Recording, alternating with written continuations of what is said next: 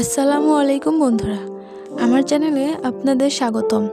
নতুন একটি সুন্দর গলার আর বর্ডার লাইন ডিজাইন শেয়ার করতে চলে আসলাম। এটা আমি নিজের জন্য বানিয়েছি। এটা আমি সেমি লং একটা ফ্রক বানিয়েছি, আর এই ড্রেসটা আমি নিজেই মেক করেছি। ড্রেসের গলায় আর নিচে আমি সেম ডিজাইনটাই করেছি।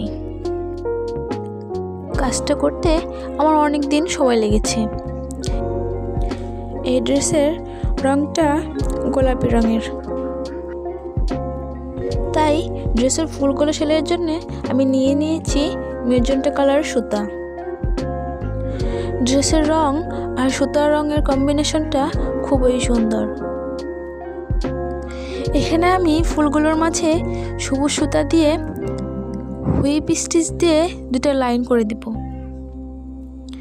যাতে ফুলগুলো খুব ভালোভাবেই ফুটে ওঠে।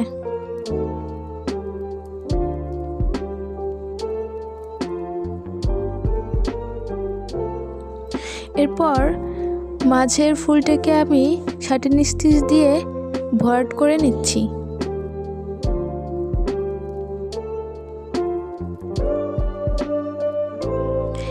একইভাবে সব ফুলগুলো ভরাট করে নিব। সেলাইগুলো খুব কাছ থেকে দিতে হবে, যাতে মাঝের ফাঁকা না থাকে। ফাঁকা থাকলে দেখতে ভালো লাগবে না। এরপর বাকি ফুলগুলো একইভাবে সেলাই করে নিব।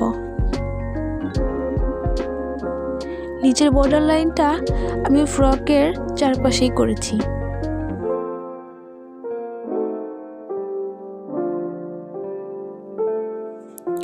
একইভাবে আমি এই ফুলটাও সেলাই করে নিব।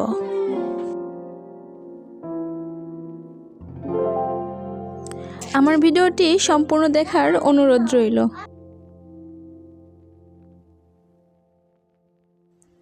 আর আমার ভিডিওটি ভালো লাগলে প্লিজ আমার চ্যানেলটি সাবস্ক্রাইব করে দিবেন।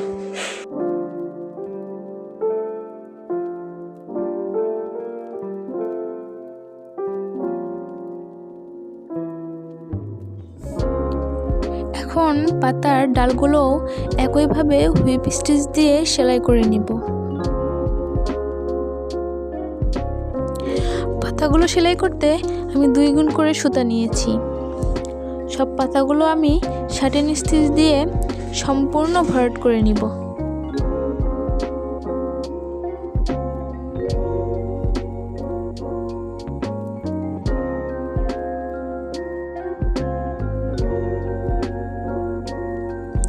এরপর আমি মাঝের পাতার বর্ডার লাইনটা সেলাই করব। পাতার বর্ডার লাইনটাতেও মাঝে আমি হুইপ স্টিচ দিয়ে দিচ্ছি।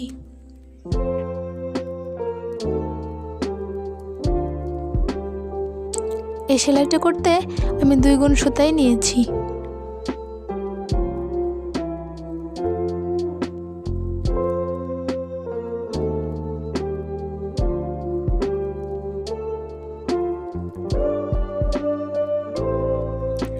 বর্ডারের পাতাগুলো আমি সম্পূর্ণ সাটিন স্টিচ দিয়ে ভরাট করে নিব।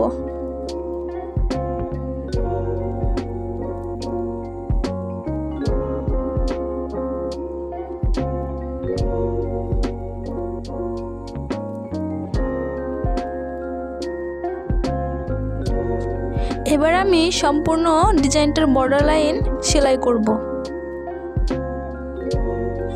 এই বর্ডার লাইনটা আমি কমলা কালার সুতা দিয়ে করেছি, যাতে বর্ডার লাইনটা সম্পূর্ণ ফুটে ওঠে।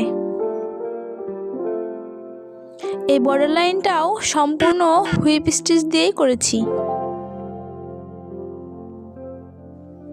অপর পাশের বর্ডার লাইনটাও আমি একইভাবে সেলাই করে নিচ্ছি।